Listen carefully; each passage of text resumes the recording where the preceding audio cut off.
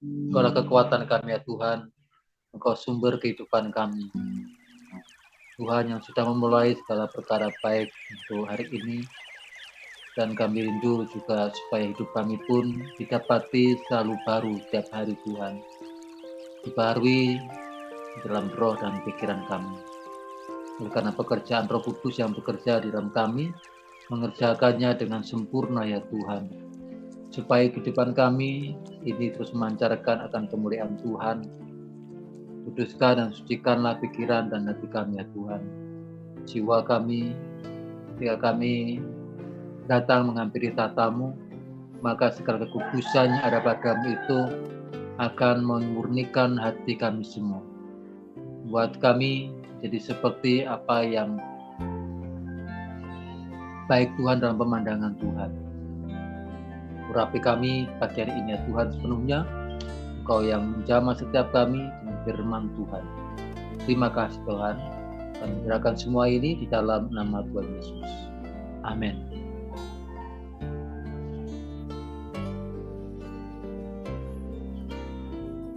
Ya, salam Bapak Ibu Saudaraku sekalian. Sebelum kita berdoa, mari kita akan mendengarkan firman Tuhan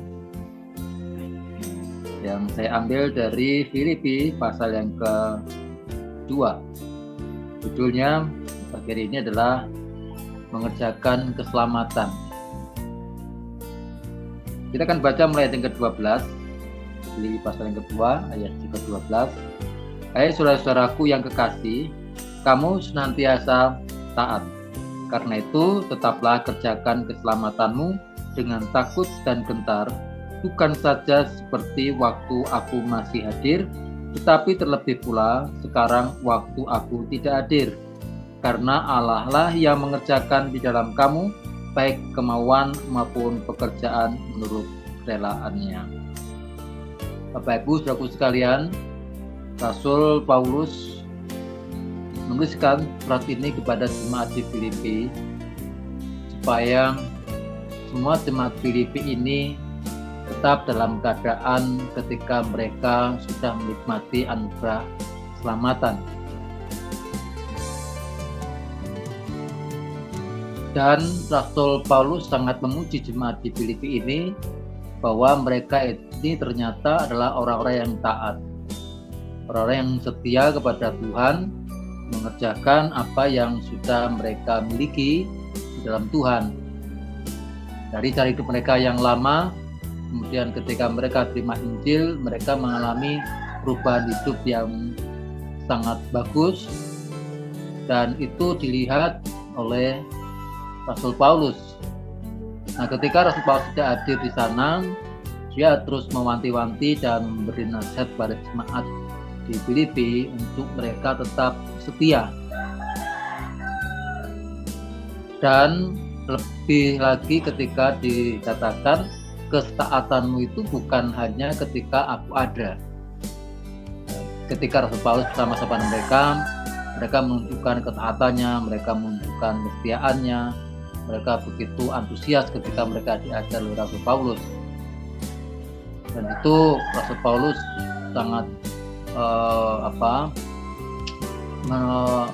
mengingatkan pada jemaat, kalau kamu taat itu biarlah bukan karena ada orang lain yang kelihatan di sampingmu sehingga engkau kelihatan taat. Nah, ketaatan yang sempurna itu ketika seorang itu sendirian. Sama ketika kita bekerja di satu perusahaan, kita kan menjadi orang yang rajin, orang yang begitu taat pada aturan di perusahaan, tetapi dilakukannya kebanyakan orang ketika ada bosnya di dalam kantor itu, supaya dilihatnya ini karyawan yang bagus, karyawan yang teladan, gitu kan, karyawan bisa menjadi panutan bagi yang lainnya. Tetapi begitu tidak ada bosnya, maka mereka kebanyakan kerjanya biasa-biasa saja, bahkan santai sekali, yang nah, ini bukan tipe atau kategori karyawan-karyawan yang setia dan taat, karena mereka taatnya hanya karena manis di depan saja. Tapi ketika nggak ada pemimpinnya, tidak ada mandornya, maka pekerjaan mereka menjadi kendor. Nah, Rasul Paulus ini mengingatkan kepada kita semua untuk kita mengerjakan apa yang sudah menjadi bagian kita. Nah, mengerjakan keselamatan, kalau dalam bahasa Inggrisnya itu work out. Work out ini bukan sekedar bekerja untuk ya, tetapi bekerja oleh karena. Mengerjakan keselamatan itu adalah kompensasi dari apa yang sudah kita terima dari keselamatan itu. Kita hanya yakin, percaya bahwa keselamatan yang kita terima itu adalah keselamatan oleh karena iman.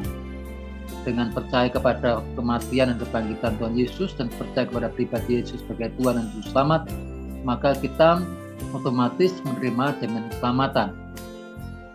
Nah, rupanya untuk ini semua kita diingatkan bahwa sekalipun kita sudah selamatkan saudara, kita mesti mengerjakan keselamatan itu. Tetapi konteksnya bukan karena kita mau mendapatkan keselamatan itu sehingga kita mengerjakan segala sesuatunya, yaitu mengerjakan segala yang baik, mengerjakan sesuatu yang benar supaya kita dapat keselamatan. Itu tidak.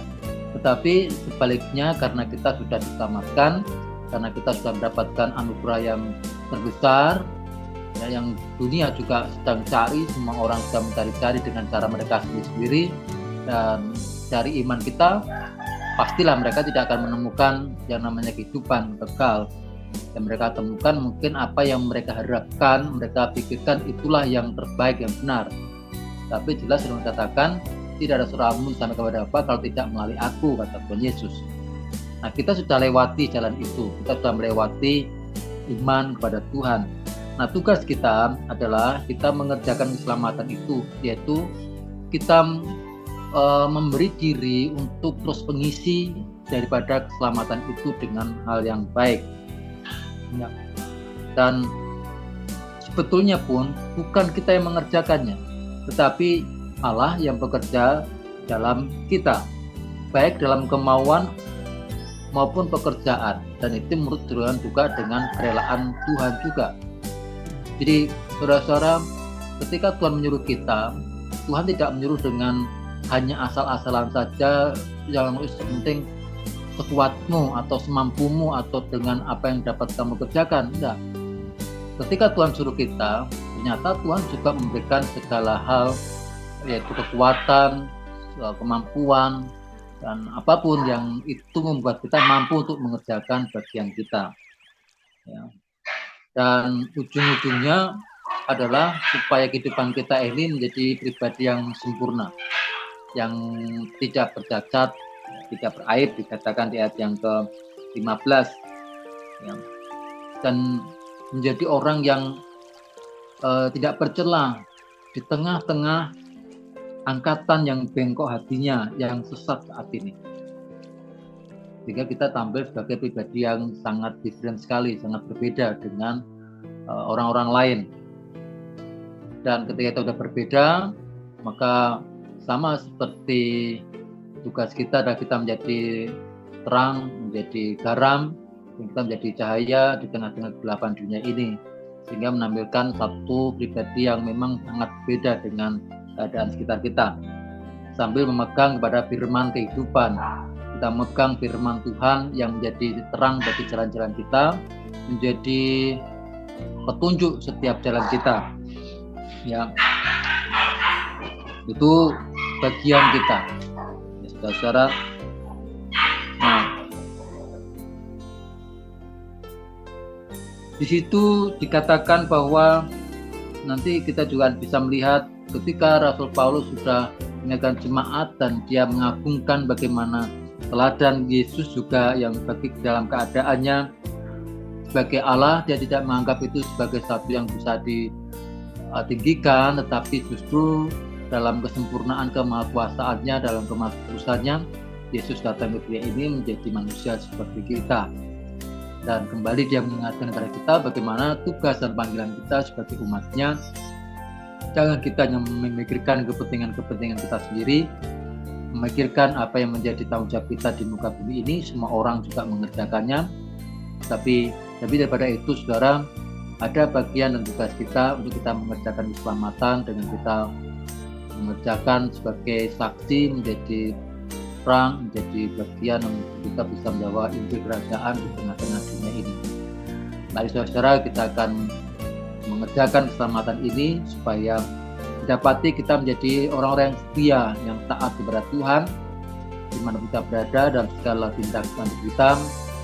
Bersama-sama kita sebagai jemaat Tuhan, kita juga seiring bersama-sama saling menasihati dan menguatkan, ya, saling meneguhkan, karena di dalam Kristus itu ada nasihat, kan? Ada penghiburan kasih, ada persekutuan roh, ada kasih mesra dan juga belas kasihan.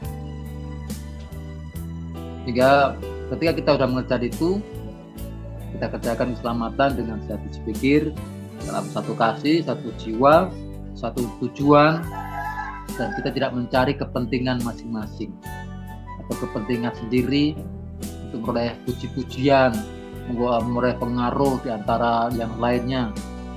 Kita semua bersama-sama mengerjakan ini dalam kemuliaan Tuhan, supaya nama Tuhan dipermuliakan dan kerajaan Tuhan semakin nyata. Saya percaya akan banyak jiwa-jiwa akan datang kepada Tuhan lewat pelayanan kehidupan kita ketika kita terus mengerjakan dan terus taat pada Tuhan, kerjakan keselamatan itu dengan takut dan gentar, dengan rasa hormat pada Tuhan, bukan dengan kekuatan tetapi oleh karena Roh Allah yang mengerjakannya di dalam kehidupan kita. Ya, Tuhan berkati kita sekalian, dan kita akan berdoa pagi hari ini bersama-sama. Amin.